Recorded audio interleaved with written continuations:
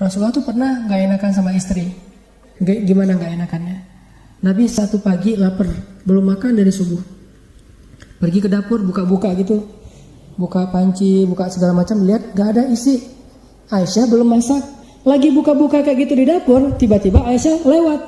Aisyah nongol nih. Pas Aisyah lewat, Nabi langsung bilang, Aisyah, saya puasa loh hari ini. Coba gimana Rasulullah? Nggak pengen bikin Aisyah salah tingkah dan merasa nggak nyaman karena belum masak untuk Rasulullah dan Rasulullah lapar. Jadi kan Aisyah jadi nggak enak hati tuh. Untuk membuat Aisyah tetap nyaman, Rasulullah bilang, Aisyah, saya puasa loh hari ini. Oh gitu, ya udah sekalian saya nggak masak. Padahal Nabi tadi tuh nggak ada niat puasa.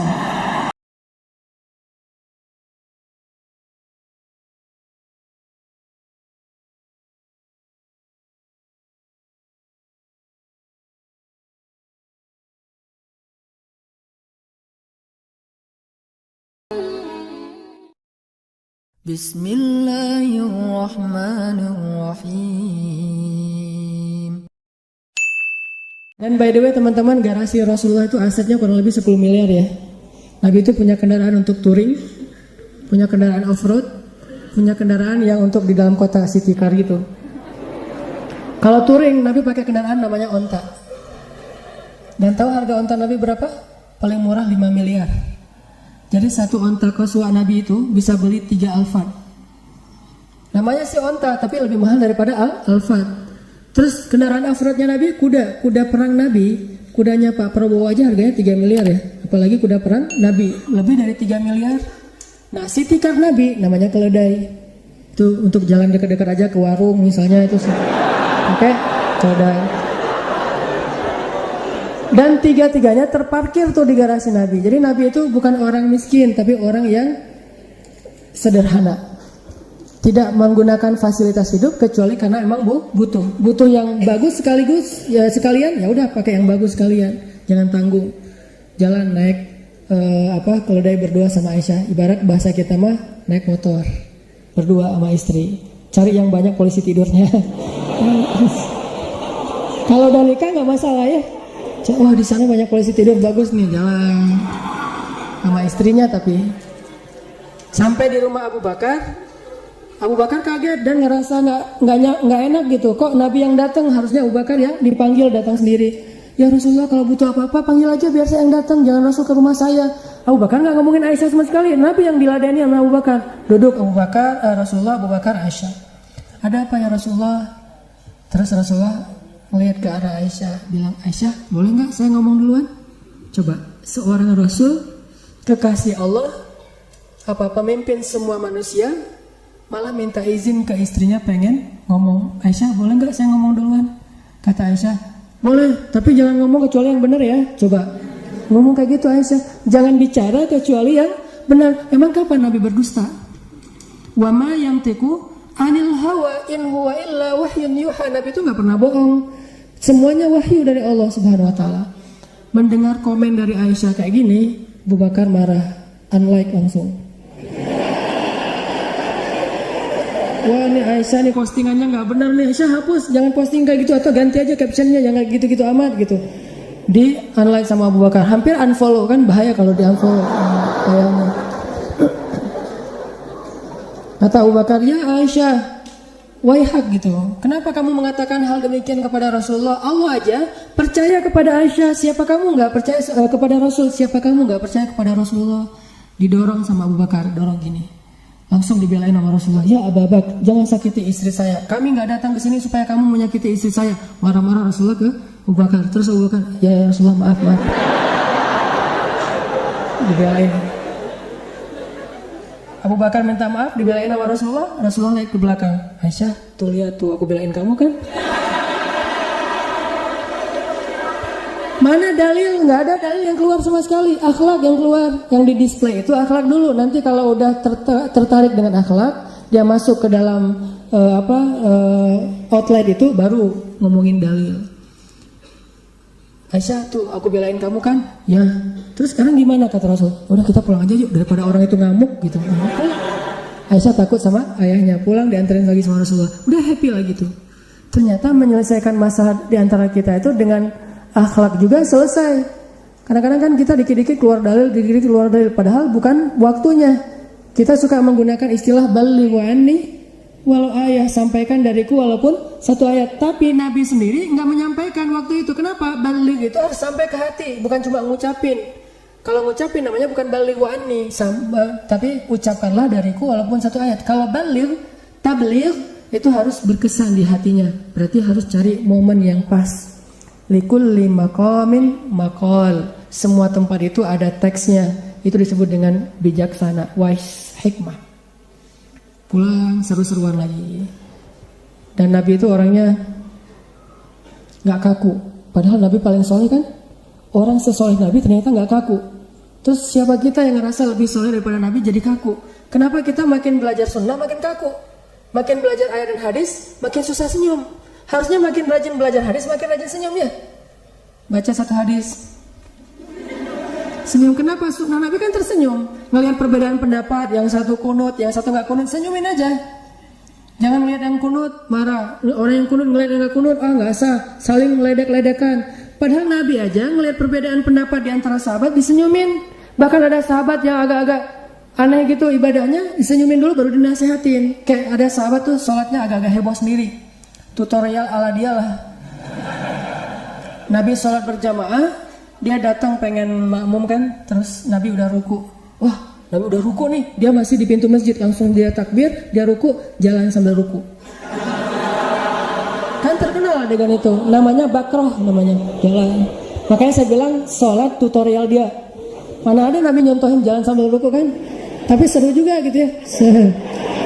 Masuk ke shaf, udah selesai sholat dia curhat, Rasul, tadi saya sholatnya seru loh, kata dia. Seru gimana? Saya sholatnya di depan pintu, takbir, terus ruku, terus jalan sambil ruku. Boleh nggak tuh Rasul? Baru udah kejadian baru ngomong, boleh apa enggak? Nabi senyum. Ya udah, lain kali jangan diulang ya. Gitu doang komentarnya coba. Kalau gitu kan keluar semua dalil kan ya. Habis aja orang itu. Sama aja udah hijrah juga disalah-salahin, tetap aja masuk neraka. Mending nggak usah hijrah sekalian kan gitu. Ternyata Rasul nggak. Dia contohin akhlak senyum, wise, empati, tahu ini baru belajar. Kecuali orang yang sengaja ngelakuin itu baru dosa kan. Kalau ini kan baru belajar. Ada juga yang sholatnya nggak pernah dicontohin Nabi, tapi dia ngelakuin. Bilal kan sholat apa? Syukur wudhu. Nabi ngelihat Bilal habis berwudhu sholat. Pas sudah selesai sholat, Nabi tanya, Bilal itu sholat apaan? Coba bayangin, Nabi nanya. Padahal Nabi kan yang ngerti agama. Nanya ke Bilal, Bilal itu sholat apaan ya? Bilal bilang sholat syukur wudhu. Bangga gitu. Oh, Nabi nggak komen tuh, senyum doang tuh. Coba bayangin, Bilal, lo nggak usah ngelakuin yang gua nggak ngajarin ya. Itu mah dasar segala macam keluar istilah. Enggak, Nabi mah karena Nabi tahu ibadah sunnah itu sifatnya mutlak. Mutlak itu artinya bebas. Karena ada sunnah yang muqayyad, ada sunnah yang mutlak. Kalau kita lebih dalamin lagi nih fikih agama, ada sunnah yang muqayyad itu udah diatur waktunya, hautunya. Waktunya misalnya kayak muqayyad itu tahajud, berarti malam. Kayak qabliyah, ba'diyah itu mengiringi sholat wajib. Tapi ada yang mutlak, bebas dilakuin kapan aja dan berapa rakaat pun bebas. Namanya juga mutlak, bebas. Nabi itu orang yang easy going dalam urusan rumah tangga, dalam urusan sama teman, empati, tahu banget orang lain tuh maunya apa. Saking empatinya Nabi, kadang-kadang Nabi itu jadi kayak ra'fah itu nggak enakan. Jadi kalau kita jadi orang yang nggak enakan, insya Allah kita udah ngikutin akhlak sunnah Nabi. Nggak enakan gimana? Kita lagi ngecengin satu cewek.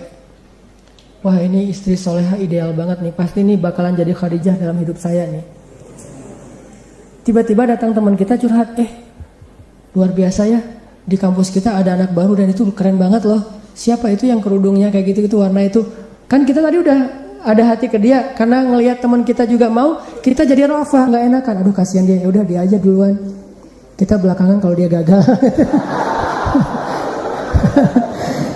Yang jelas nggak rebutan apa segala macam sampai rame main belakang, main sihir segala macam, enggak. Ini Rasulullah banget nih, orangnya rafah. Sama kayak Rasulullah ketika di rumah beliau ada tamu, lagi duduk di rumah, dikasih makan sama Nabi, minum, udah pokoknya makannya itu udah utuh, udah appetizer-nya udah, main course-nya udah, dessertnya udah, semuanya udah beres nih, nggak pulang-pulang. Rasulullah bingung, ngelihat jam, nggak ngerti Jam berapa ya sekarang kalau bahasa kita ya? Artinya kan udah malam. Nggak pernah, oh baru jam 10 ya Rasulullah. Oh ya, ada yang mau ditanyain lagi? Ada ya Rasulullah. Terus aja gitu. Nabi pengen istirahat. Mereka nggak tahu supaya segera pulang.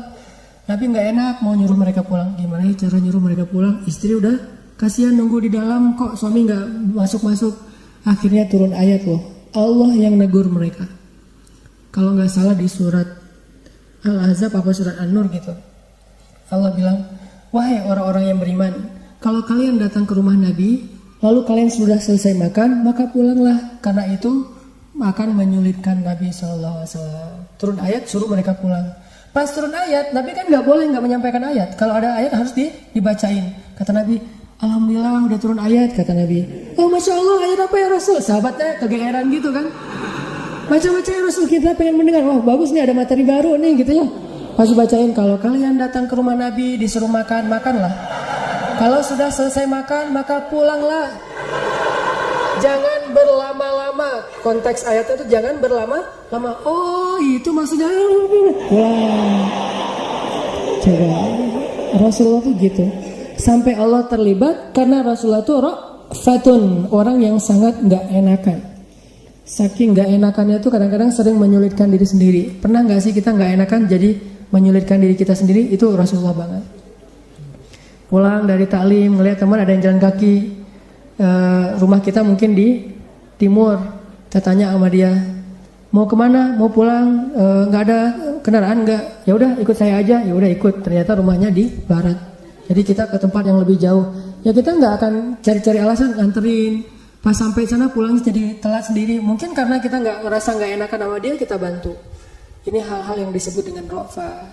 Nggak enakan dengan pasangan. Rasulullah tuh pernah nggak enakan sama istri. Gimana nggak enakannya? Nabi satu pagi lapar, belum makan dari subuh. Pergi ke dapur, buka-buka gitu.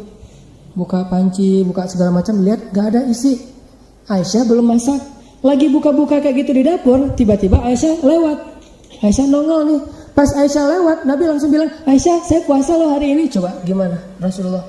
Gak pengen bikin Aisyah salah tingkah dan merasa gak nyaman karena belum masak untuk Rasulullah dan Rasulullah lapar. Jadi kan Aisyah jadi gak enak hati tuh. Untuk membuat Aisyah tetap nyaman, Rasulullah bilang, Aisyah saya puasa loh hari ini. Oh gitu, ya udah sekalian saya gak masak. Padahal Nabi tadi tuh gak ada niat puasa.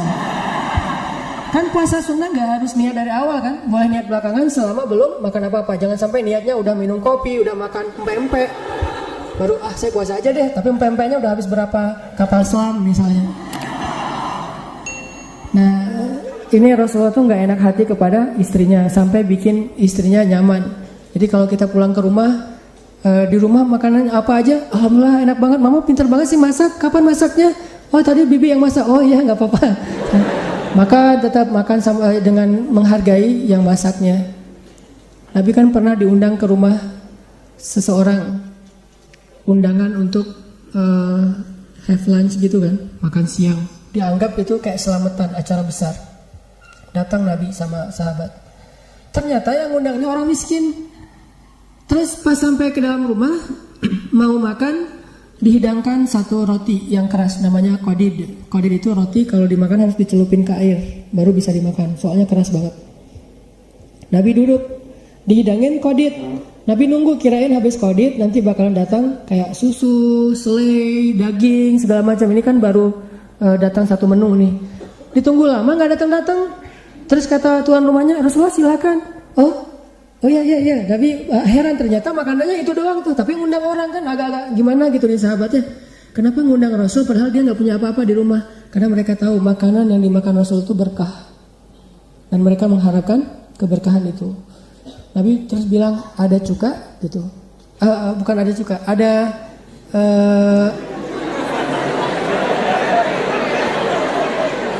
jadi makan pempek ya. Kayaknya ini ceritanya di Palembang nih. Ada lauk gitu. Nabi tanya lauk. Oh nggak ada Rasul, cuma ada cuka kata dia. Oh dihidangkanlah cuka. Cuka terus agak-agak pedas gitu. Dihidangkan cuka. Nabi ngelihat cuma cuka. Akhirnya Nabi colek tuh roti, Nabi sobek tuh roti, dicolek ke cuka, dimakan. Dan Nabi mengatakan sebaik-baik lauk itu cuka. Tapi kalau di Palembang orang ngerti kali ya, memang sebaik-baik lauk adalah cuka. Kalau di luar Palembang orang nggak ngerti tuh, saya salah contoh Kalau di luar Palembang orang nganggap cuka itu sesuatu yang nggak enak, kecuali sedikit doang untuk makan bakso atau cuanki atau apalah. Tapi kalau di Palembang itu emang sebaik-baik lauk sih. Nah di Arab itu cuka biasanya makanan orang miskin banget yang nggak ada makanan lain gitu. Di Arab ya, di Arab. Kalau di Palembang cuka itu makanan favorit orang kaya sih. Orang kaya yang masih jomblo. Tetap aja. Nah teman-teman, saking gak enakan Nabi itu kayak gitu, sampai memuji makanan. Jadi kalau kita dikasih cuman garam sebaik-baik lauk gitu, garam loh mah gitu. Papa senang makan garam, senang makan saya pernah di rumah istri nggak masak, akhirnya saya goreng telur sama pakai cabai rawit. Pas istri bilang, aduh kasihan suamiku nggak dimasakin, maaf ya baru pulang dan segala macam. Enggak, mah tahu nggak? Tapi kita manggilnya bukan mah ya, adalah pokoknya panggilan tertentu. Mah tahu nggak? Dulu aku waktu kecil masakan yang paling aku suka itu nasi terus sama garam sama cabai, itu udah nikmat banget, dunia milik sendiri gitu. Oh gitu, ayo udah lanjutin aja. Makan sendiri. Cuman jangan sering-sering ya, sekali-kali aja kayak gitu. Pernah juga Nabi lagi duduk sama istrinya lagi berdua gitu. Nabi ngeliatin aja wajah istrinya gitu kan. Kan melihat wajah pasangan itu pahalanya kayak sholat 2 rakaat kan ya. Jadi kalau teman-teman nanti udah nikah mau dapat pahala sholat, duduk aja gini. Rempong lalu lalang gitu, diliatin aja. Ngapain sih ngeliat orang kayak gitu? Saya heran. Baru pertama ngeliat ada bidadari nginjak kakinya di bumi. Wah. Nah, jalan ngeliatin. Nabi lagi duduk sama Aisyah. Habis Aisyah tuh masak seharian. Dan Aisyah tuh terkenal istri Nabi yang gak terlalu pintar masak. Siapa istri Nabi yang pintar masak? Ummu Salamah. Sampai dia punya brand sendiri, Ummu Salamah Cake gitu. Saking terkenal pintar masak ya. Pokoknya kalau masakan Ummu Salamah semua orang doyan. Kan sampai ada adegan Aisyah lagi bikin acara kayak dinner gitu, terus Ummu Salamah ngirim masakan, dilempar kan masakannya sama Aisyah. Kalau istri Nabi yang lain ngirim masakan mungkin gak akan dilempar, soalnya sama nih kualitasnya. Tapi kalau Ummu Salamah, ini masakan Aisyah siapa yang makan? Kalau Ummu Salamah udah ngirim makanan. Nah waktu itu Aisyah habis rempong seharian bikin kue. Jadi kayak kue lebaran gitu dibikin sama Aisyah. Banyak tepungnya di atas, kayak ada gula yang salju gitu. Udah seharian selesai makan bikin kue, Rasul makan sama Aisyah sambil cerita-cerita yang lucu-lucu, yang seru-seru gitu. Tiba-tiba ada istri Nabi yang lain yang paling senior ngetuk pintu. Siapa istri Nabi yang paling senior? Berinisial S, Saudah. Usianya udah 60 tahun lebih. Saudah datang, Assalamualaikum. Waalaikumsalam. Nah by the way, Saudah itu emang satu geng sama Aisyah. Karena istri Nabi itu punya 2 geng. Ada geng Aisyah, ada geng Sofia. Sofia itu istri Nabi yang orang Yahudi itu. Geng Aisyah itu isinya Aisyah, Saudah, Hafsah.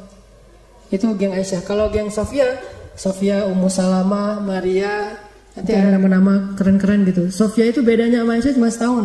Aisyah 16 tahun pas Nabi wafat, 19 tahun. Sofia itu 20 tahun. Jadi baru lulus SMA gitu. Datang nih Saudah, Assalamualaikum, Waalaikumsalam. Duduklah Saudah di antara Nabi, Aisyah, Saudah. Kata Aisyah, Saudah, saya habis masak loh. Mana? Oh ya, Saudah rasain deh, enak deh. Kata Rasul juga enak. Malas gua kenyang gitu kata Saudah. Saudah, ini gak ngenyangin, satu aja. Menghargai saya yang udah capek masak dari pagi. Aisyah, saya lagi malas gitu.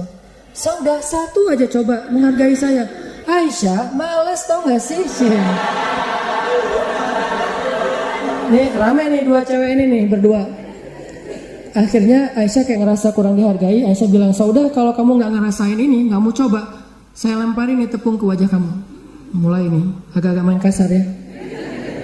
Kata Saudah, sok, kalau bahasa Sunda sok tuh apa? Coba aja gitu. Apa? Laju. Sok itulah pokoknya. Coba gitu. saya lemparin nih tepung ke wajah kamu, coba, kata Aisyah. Saudah, benar, diambil tepung dilemparin ke wajah Saudah. Tiba-tiba jadi kayak tren tubusan kan. Wah, apa nih wajahnya kok jadi kayak zombie gitu. Terus Saudah ngerasa dilemparin wajahnya dengan tepung, kan ngerasa nggak enak gitu. Ngelihat ke arah Rasulullah ngasih kode. Maksudnya balesin gitu. Disuruh balas. Saudah dapat lampu hijau dari Nabi, ngambil tepung dilemparin ke Aisyah, lemparan tepung sampai jadi benar-benar putih dua-duanya, aneh gitu, kayak pantomin gitu, kayak badut. Tiba-tiba lagi lemparan seru-seruan kayak gitu, terdengar suara jawara Quraisy ketuk pintu. Assalamualaikum, suara Umar. Langsung ngacir dua orang cewek ini masuk ke kamar, lari langsung mendengar suara Umar. Waalaikumsalam, kata Nabi. Dibukain pintu sama Nabi, duduklah. Umar masuk ke dalam rumah, melihat rumah Nabi kayak kapal pecah gitu, berantakan. Umar gak berani komen. Like aja deh daripada komen. Gak usah di komen ya. Udah like aja. Banyak gini tepung gitu, berantakan. Umar diem, Nabi senyum-senyum. Umar nanya, Rasul kenapa sih senyum-senyum? Kata Nabi, itu tuh lucu dua cewek gitu. Kenapa? Mereka tadi habis lemparan tepung, makanya ini berantakan. Begitu dengar suara kamu, langsung lari, takut sama kamu. Umar merasa gak enak hati. Harusnya mereka takut ke Rasul, bukan kepada Umar. Umar teriak, dua orang cewek gitu, kata Umar. Kalian takut kepada Umar bin Khattab, tapi gak takut kepada Rasulullah, kata Umar. Mereka menjawab dalam kamar, ya, soalnya kamu Umar ghalidun syadid, cowok yang keras lagi kasar, sedangkan Rasulullah itu lembut dan baik hati. Baru Umar sih, oh ya udah kalau gitu, senyum-senyum.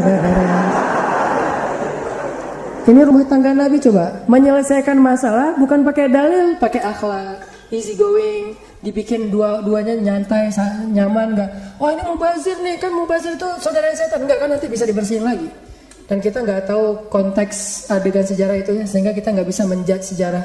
Jangan pernah menjudge sejarah karena kita nggak hadir waktu itu. Kita hanya bisa mengambil inspirasi. Kalau kadang-kadang ada orang yang mengatakan, itu kenapa kayak gitu? Kan dia nggak tahu kondisi yang sebenarnya. Kita hanya bisa mengambil pelajaran dari sejarah itu. Intinya teman-teman, banyak pelajaran yang bisa kita ambil dari obrolan yang nggak jelas tadi ini tentang kebesaran Allah yang menggerakkan hati orang banyak. Jadi kalau orang banyak bisa digerakin hatinya, apalagi cuman satu orang. Terus tentang alur hidup kita itu ditentukan oleh Allah. Terus yang terakhir juga tentang akhlak itu adalah bingkai segala kebaikan. Dalil tanpa akhlak itu pahit rasanya. Jadi bukan bikin orang nyaman, malah bikin orang menjauh.